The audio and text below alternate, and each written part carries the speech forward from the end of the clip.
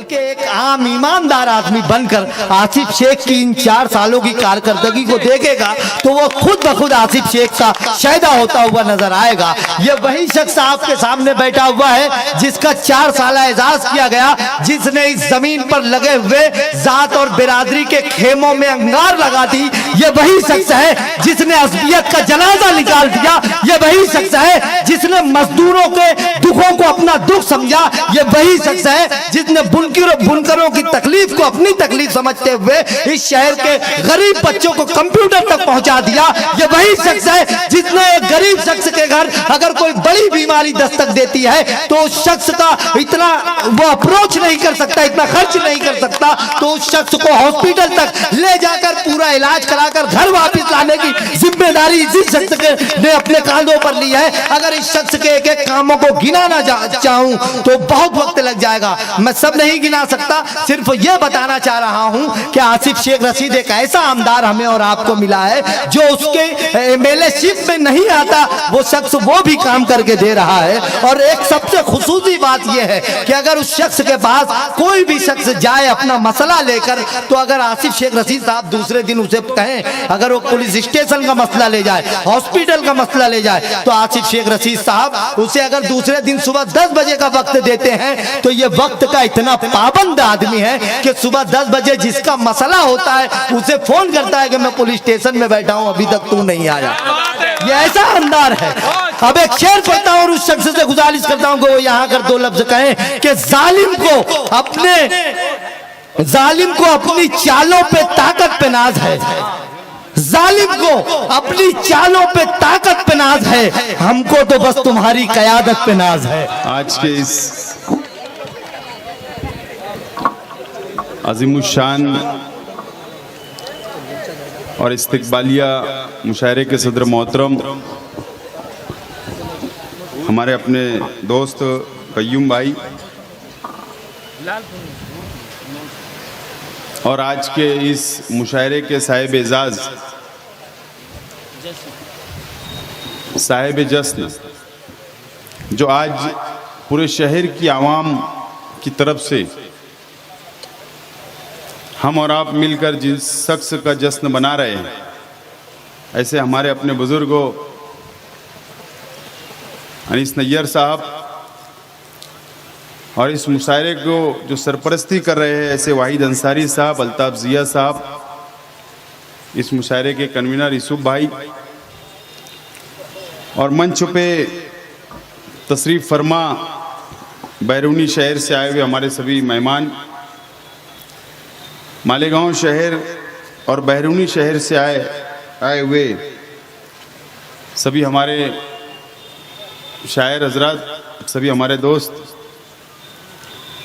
और इस प्रोग्राम के अंदर इस तशरीफ़ फरमा सभी हमारे बुजुर्ग हजरात, नौजवान साथी। सबसे पहले मैं एहलियान शहर की तरफ से मंच पे बैठे हुए हमारे सभी शायर हजरात और मालेगांव शहर की आवाम की तरफ से अनीस नैयर साहब को मैं बहुत बहुत मुबारकबाद देता हूं और जिन हमारे दोस्तों ने वाहिद अंसारी साहब, यूसुफ भाई, अल्ताफ जिया साहब और उनके सभी साथियों ने इस बात का फैसला किया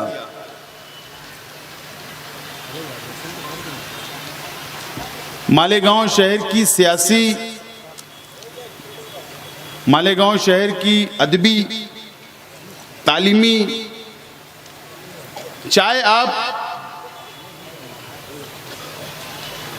जो भी मामला अनीस नैयर साहब के पास ले जाए तो मैं समझता हूं कि उन्होंने मालेगांव शहर की खिदमत हर वो लाइन से की और एक बिल्कुल आने वाली हमारी जो नई नस्ल है, हमारे नौजवान हैं, अनीस नैयर साहब को नहीं पहचानते कि उनकी क्या खिदमत इस शहर के लिए रही।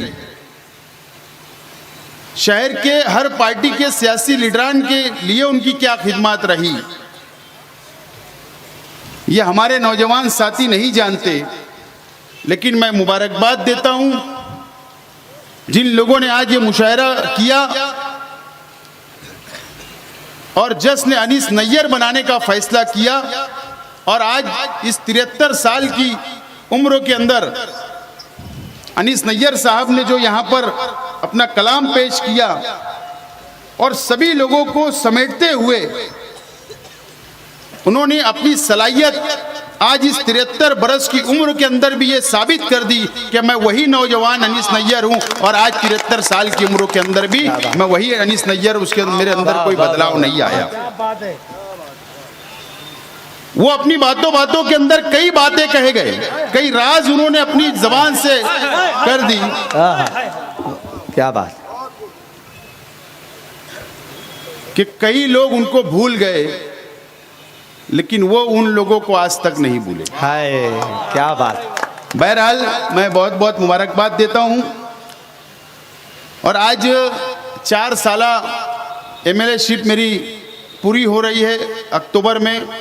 इन लोगों ने मेरा भी इस्तकबाल किया, सिपाहसनामा दिया, मैं बहुत बहुत शुक्रिया अदा करता हूं।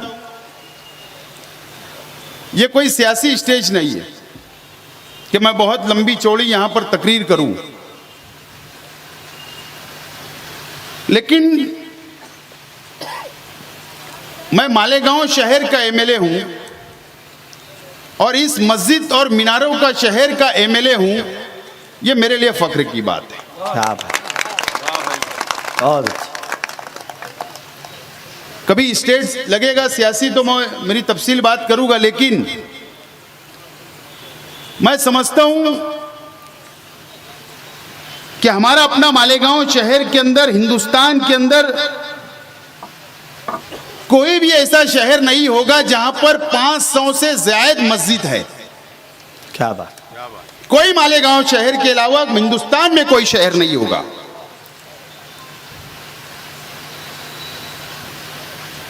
चाहे हमारी लड़कियों का मदरसा बोलो या लड़कों का मदरसा बोलो, इतनी बड़ी तादाद के अंदर कोई शहर के अंदर आपको नहीं मिलेगी। बेशक। और उस शहर से मैं नुमाइंदगी महाराष्ट्र असेंबली के अंदर कर रहा हूं, और मैं समझता हूं कि इस शहर की नुमाइंदगी करते करते अगर मैंने सबसे बड़ा कोई काम कर दिया होगा तो सिर्फ एक जुमले के अंदर यह कहूंगा कि इन फिरका परस्त हुकूमत, ये आरएसएस की हुकूमत जो पहले ही दिन से मुसलमानों के मजहबी मामलात के अंदर दखल देने का काम करने की शुरुआत की, और सबसे पहला हमले की जो उन्होंने कोशिश की थी कि महाराष्ट्र के अंदर मस्जिद से लाउड स्पीकर से अजान नहीं होना चाहिए, यह हमला उन्होंने जब किया था तो अल्लाह का बहुत एहसान है, आप लोगों की दुआएं है कि अल्लाह ताला ने मुझको उस वक्त इतनी हिम्मत अल्लाह ने अता की कि महाराष्ट्र की असेंबली के अंदर उन फिरका परस्तों का सिर्फ शेख आसिफ ने मुकाबला किया था, और यह आप लोगों की दुआओं का नतीजा था। मैं समझता हूं कि इन 4 सालों के अंदर अगर मैंने सबसे बड़ा कोई काम किया तो उनसे लड़ने का काम किया था, और आज अल्लाह का एहसान है कि हमारे अपने मस्जिद और मीनारों के शहर से अजान अल्लाह का करम है 5 वक्तों की दी जा रही है, और हम अल्लाह की आवाज के ऊपर, अल्लाह की दावत के ऊपर मस्जिद के अंदर नमाज अदा कर रहे हैं। मैं समझता हूं ये सबसे बड़ा काम मेरा अपना है। क्या बात है भाई, वाह। और बाकी बातें मैं जरूर कहूंगा, आज वो मौका नहीं है, लेकिन इतना जरूर कहूंगा कि आज वक्त आ रहा है, 6 महीने में भी वक्त आएगा, 1 साल के बाद भी वक्त आएगा। इन 4 सालों के अंदर, 4.5 सालों के अंदर हमने इतना जुल्म सहा हिंदुस्तान के अंदर, महाराष्ट्र के अंदर मुसलमानों ने सब्र किया, और हमें सब्र करना चाहिए, लेकिन वक्त आ रहा है 6 महीने के बाद इस आरएसएस को, इस बीजेपी को दफन करने का वक्त आ रहा है। बदला लेने के लिए आपको तैयार रहना होगा। क्या बात। 1 साल के बाद फिर वक्त आएगा, फिर इस महाराष्ट्र की सरकार ये आरएसएस और बीजेपी के लोगों से हम लोगों को बदला लेने का वक्त आ रहा है। लेकिन कहीं हम रास्ता अगर भटक गए 6 महीने के बाद और 1 साल के बाद अगर हम लोग रास्ता भटक गए तो यकीन जानना कि ये आरएसएस के लोग, ये बीजेपी के लोग, ये विश्व हिंदू परिषद के लोग हमें कोई भी रास्ते के ऊपर चलने नहीं देंगे।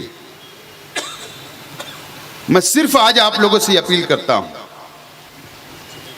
कि हम लोगों को इस मुल्क की सेकुलरिज्म को मजबूत करने के लिए, हिंदू मुस्लिम भाईचारा मजबूत करने के लिए, इन फिरका परस्तों से बदला लेने के लिए हम लोगों को इत्तेहाद और इत्तेफाक के साथ आगे बढ़ना है। यही आज इस मौके के ऊपर मैं आप लोगों से को मशवरा देना चाहूंगा। और आखिर में मुशायरा कमेटी के सभी सरपरस्त, सभी जिम्मेदारान को बहुत बहुत शुक्रिया अदा करता हूं कि मुझे नाचीज को आप लोगों ने इस्तकबाल दिया और हमारे अपने बुजुर्ग अनीस नैयर साहब का जश्न आज हम लोग मना रहे हैं। मैं चाहूँगा कि आप लोग आगे मुशायरा बढ़ाए और हमारे सब आए हुए जो मोहब्बत के अंदर अनीस नैयर साहब की, आप लोग उनकी रहनुमाई करें। हम बहुत बहुत शुक्रिया अदा करते हैं अली जनाब आसिफ शेख रशीद साहब का।